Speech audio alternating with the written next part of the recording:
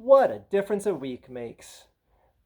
I gotta say, right off the bat, this whole invasion of Ukraine thing went so different on so many levels than I personally expected. I thought this would be a decisive war that would have ended in 3 days, that Russia, being the far, far, far superior military power, was going to just mow down Ukraine with such a decisive force. And now, from the looks of things, they're struggling.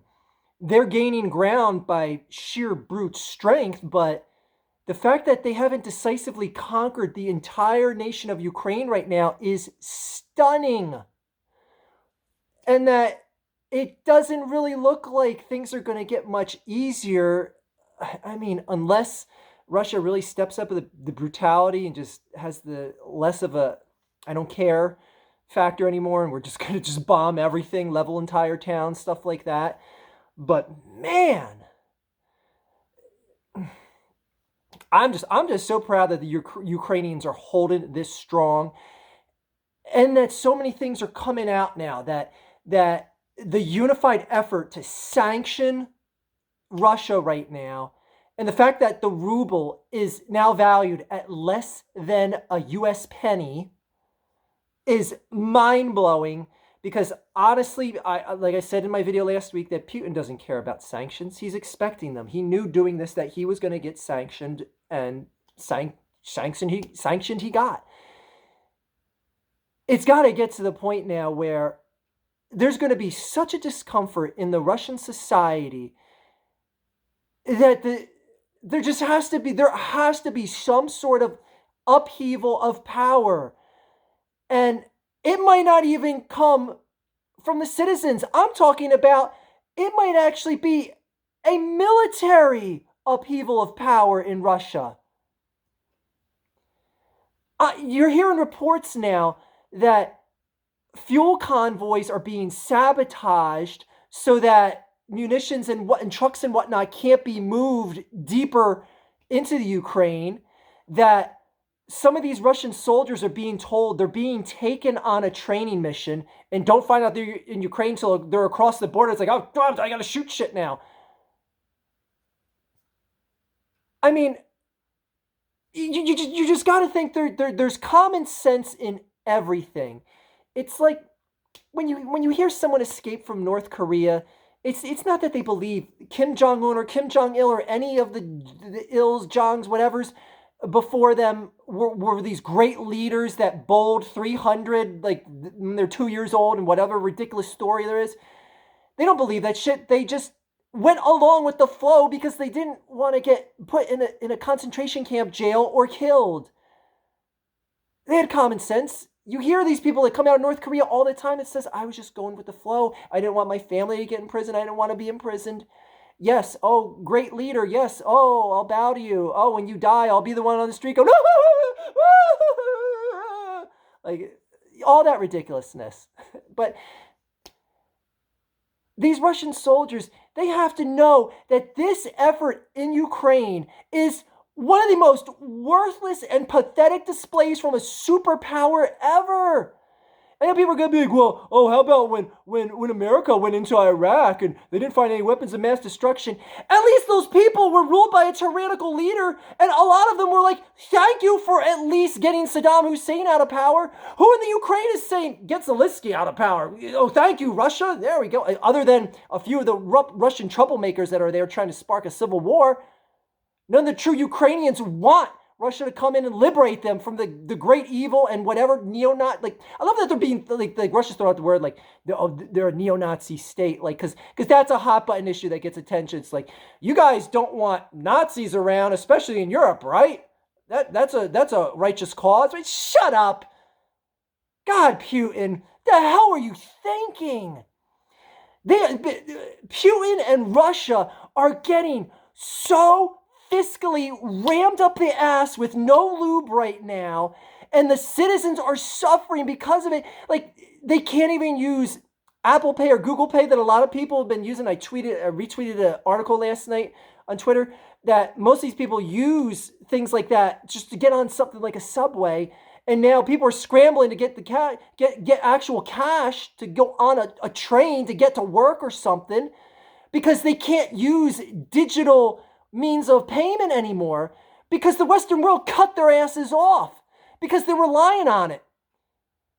And Russia thinks they have the Trump card is saying, like, we cut your damn oil. Germany, what are you going to do about that? You're dependent on our oil. Bitch, you're dependent on the Western world's banks.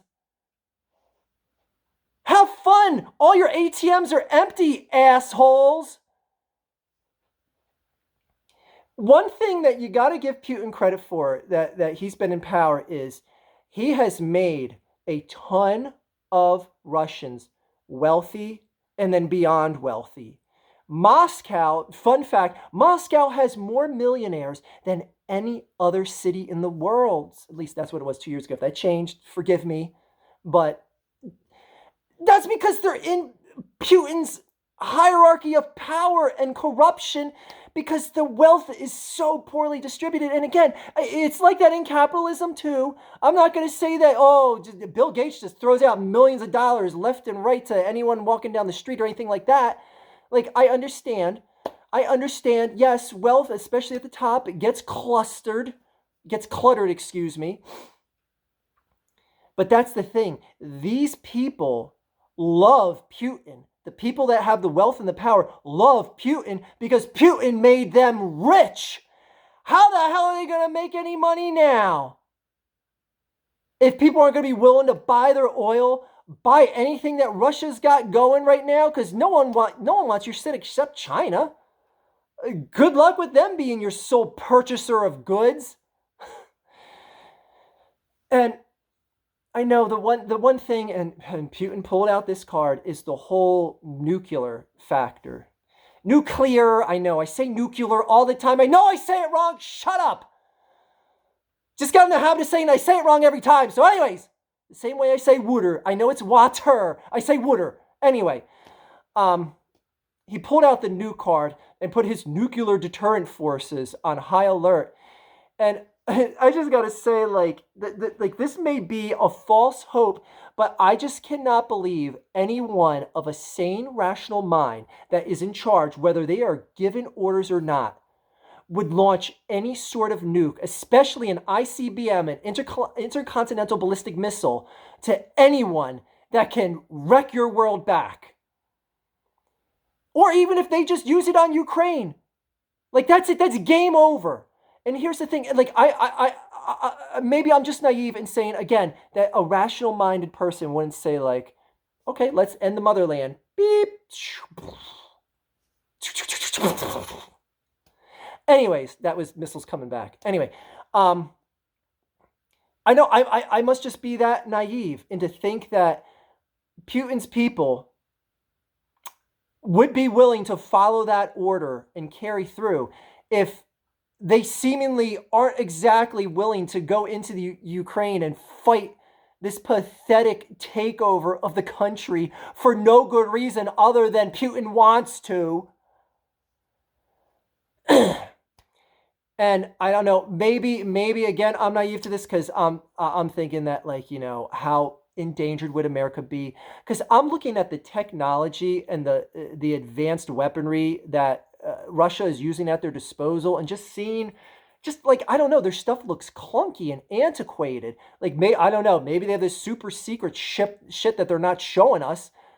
But it just looks like they don't have anything that is all that sophisticated at their disposal. Again, maybe I'm being naive about it, and maybe just low-tech shit is enough to get through and wreak havoc. But again, Russia would have one time, and once ICBMs are launched and detected, and trust me, they would be detected in Mount Cheyenne the second they popped out of the ground in Russia. You're talking about Israel dispatch fighters right away, Turkey, France, the UK, not to mention America. Japan has nukes as well. They would get bombarded 6 ways from Sunday, every which way, on top of upside down, and put through the earth and land on the opposite side of the planet. And there's no way that anyone with a sound, rational, functioning military mind in Russia doesn't understand that. So again, am I that afraid of a nuclear war from this? No, I'm not. But again, I'll be the first one to tell you I might be the most naive guy in the room. Do I think he might use some like tactical nukes on something like Ukraine? I think that's possible. I think that's possible. And again, once that happens, forget about it. You're going to get a lot more than just missiles and other armaments sent over. You're going to get additional boots on the ground sent to the Ukraine at that point. Like you pull out the nuke card, it's over, Putin. If you use it in any sort of way, shape, or form, it's over. So here we are a week later, and Russia still does not have anywhere near firm control of of the Ukraine. And Ukraine is getting fresh military supplies shipped in from Poland every single day, fighter planes, javelins, anti-tank equipment, etc., etc., etc. It doesn't seem like Russia has full air control of the country yet either, because there's still interceptor jets taking down Russian pilots all the time right now. Like, how does one of the most advanced militaries in the world go to, I don't even know where Ukraine ranks. I doubt it's even in the top 30, maybe top 40 militaries in the world. And they're holding their own. But again, you have to wonder, because that's the thing. You can have the best trained military in the world. If they ain't motivated to fight and the cause ain't just, the quality of the warfare will suffer. And you're finding that out with Russia here. And you could say that that's why America struggled in Vietnam, at least partly. You think a lot of those 18-year-old kids that got drafted right out of high school are like, wait, I'm going to Vietnam for what? I'm fighting people to stop the country from being communist? Like, what? What do I got to do? I got to go in the forest and risk my ass getting shot up or put in a tiger cage? The hell is this shit? Anyways, again, you got to have a really worthwhile cause to motivate your military. You got to be kidding me if you think that Russian soldiers are like, oh, this is the patriotic mission for the motherland. Put me on the front lines, Putin. Please. I'll tell you what, and I tweeted this out too. The one group of people in country, independent, solitary country of their own, that is really the secret winner in all of this, if Putin pulls out of Ukraine or just this ends up failing, is Taiwan. Because we all know it was imminent that China is any day now, in the near future, going to go after Taiwan and take control of them. Do you think they want to do that now when they saw the holy hell that just came down on top? At least Russia has oil to hold in their favor. What does China have? iPhones? We're gonna stop the production of iPhone production to North America. Don't tell us what to do with Taiwan. Shut up. We'll all get galaxies and whatnot. We'll be fine without iPhones here in America, China. I mean, Justine will jump off the Brooklyn Bridge, but other than that, we'll be fine. Excuse me, whore. But yeah, Taiwan, and I said they should throw a nationwide party, because there is no way. There is no way. And they should laugh whenever China says, you watch your step and we'll come here. No, you won't. We laugh in your general direction, China. China isn't going to want to get the fiscal holy hell bomb that is getting dropped on Russia right now. Not to mention that, again, they don't even have oil to hold as a chip to say, like, we're going to cut the world off of oil. Like, you barely make any. No one cares, China. Oh, so far, I love how this is unfolding. And again, and that's the thing, like, I don't want to see Russians die. I don't want to see Ukrainians die. Because again, these Russian soldiers are just following the orders of a madman. Now, I mean, what are they going to deliberately turn their backs and walk out? They would get shot trying to walk back home or anything like that. Or you're trying to leave their groups, whatever, what have you. Man, this is just, so far, I like what's happening. I mean, it sucks that Ukraine is getting bombed left and right. But man, the world is going to have Ukraine's back once this is all over, and they're probably going to be in a lot better shape than when this all started. I mean, that's my optimistic look of all this.